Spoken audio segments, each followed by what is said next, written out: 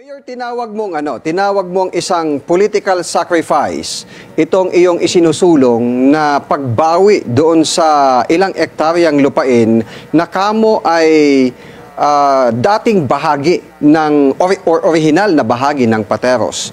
Ano po ang inyong gagawin sa susunod na higit 2 taon pa sa inyong unang termino? Opo, tama po yun. No? Nasabi ko po na ito ay isang political sacrifice kung sakaling magpro-prosper po yung amin pong laban na mabawi yung tinatawag naming lupang mamangkat na dati pong bahagi ng Pateros.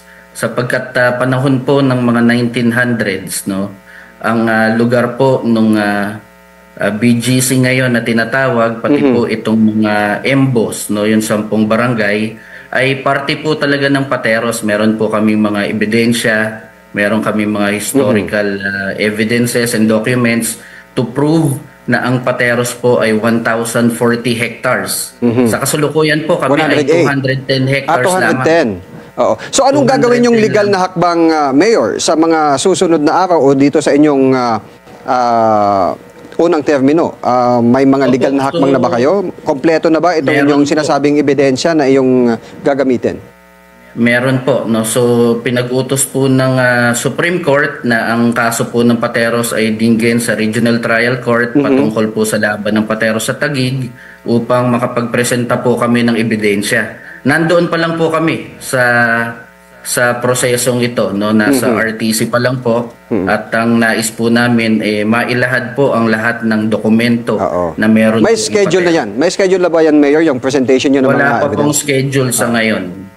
Pero ano ang inyong nakikinita dito sa inyong ginawang hakbang na ito? Maaring isa sa mga political clan ng inyong makakalaban dyan sa Taguig dahil dito sa inyong hakbang na pagbawi yung sinasabi nyong mamangkat na lupa ng sa totoo lang po ay hindi naman po ako nagsimula ng labang ito kahit po noong 1988 pa ay hinahabol na po ito ng aming mga former leaders, no, ilang mayor na rin po ang nagdaan na hinahabol po ang lupang ito na siya rin po nating itutuloy, no, at yun po ang ating direksyon. At sa nakikita po natin talaga pong hindi magiging madali po yung laban. Sa susunod pong 2 o 3 taon, wala po akong kayang panghawakan at ipangako sa aming mga kababayan na matatapos po ang kasong ito.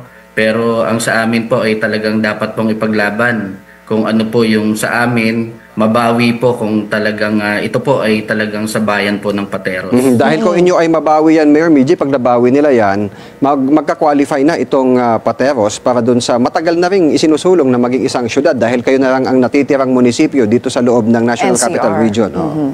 Tama po. Siguro po kung mababawi po namin, automatic po magkakaroon kami ng sariling cityhood charter at magkakaroon din po ng sariling congressman. Kasi sa ngayon po, ang Pateros na lang ang nalalabing munisipalidad dito po sa National Capital Region.